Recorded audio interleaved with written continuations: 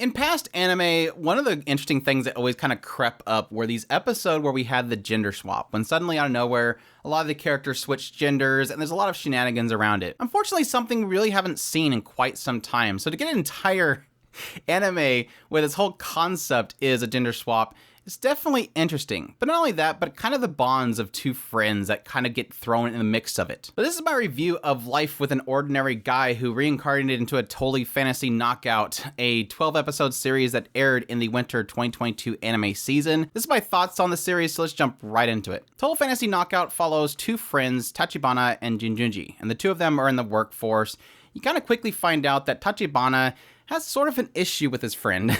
As Jinjunji is very handsome, very popular with the women, Tachibana is just trying to find that girl, and unfortunately for him, every time he's out on a date with Jinjunji, all the girls flock to him. So he feels like the one thing he needs to do is find him some sort of girlfriend so that Tachibana can find his own. Like, if I can get this guy some girl, he'll be taken, and that way I can finally find somebody. Well, one day after drinking, the two of them end up stumbling upon this goddess from this other world, and she is seeking to reincarnate the two of them into her world so that she can use them to fight against the Demon Lord. Well, the oddity thing that comes from this whole situation is kind of some passing comments that were made by Jinjunji and Tachibana end up being these wishes that she fulfilled in this new world. As Tachibana has claimed that, hey, I might as well become the ideal girl if I can't find that one. Jinjunji as well has kind of made a wish that he just wants to get Tachibana home. So their skills are actually kind of based around those comments that the goddess has decided to bestow upon them. So yeah, one of Jinjunji's abilities is to be able to actually open up a door to Tachibana's home, to bring him home. So after getting the lowdown from the goddess in order to go defeat this demon lord, the two of them traveled together to find this demon lord and defeat it, so they can finally go back home. Which is definitely something Tachibana wants to do, because Tachibana is now a ideal, beautiful girl, and Jinjunji is technically fighting himself over being attracted to Tachibana now. Which gets me into my thoughts of Total Fantasy Knockout. This is a show that opening up was absolutely golden.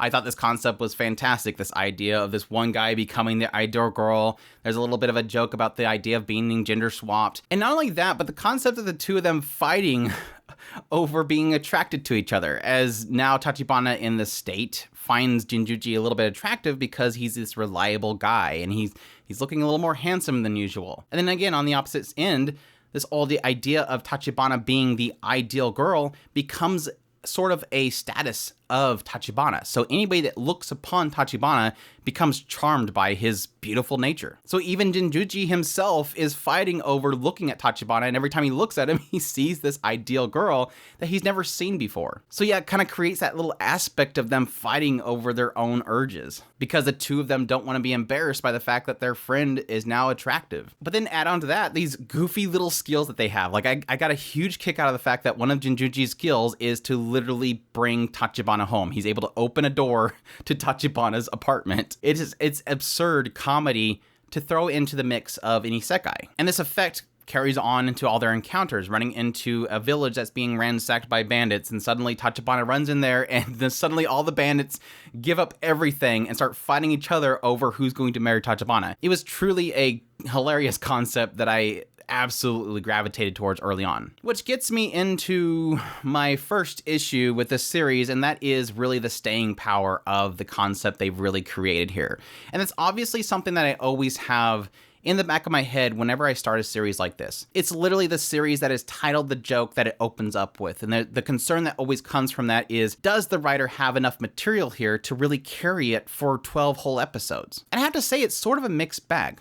On one end, I'll have these really fantastic jokes that come out of nowhere that I just absolutely laugh out loud over, and then there's these lulling points. There's several points of this series that are just kind of lulling points where I didn't really feel like it was doing enough to keep it fresh. Even the last arc was a huge letdown, and I really didn't get much out of it. But even though I didn't get enough laughs out of the final arc of the series, it really did kind of solidify my thoughts early on with the series, in that I really do find Tachibana and Jinjunji to be really awesome together. I think they're a fantastic pairing of friends that really don't let anything else divide them. Yes, they have their ups and downs, and they have their arguments that they have a lot of times. A lot of it really centers around the idea of Tachibana being jealous of Jinjunji, but never until that final arc do we get an idea that it's kind of the opposite effect as well. The two of them have a lot of respect for each other, even if the current situation kind of tests that. They're the ultimate bros fighting over the quirks that are kind of been bestowed upon them by this goddess, being thrown in a really screwed up world of just weird people.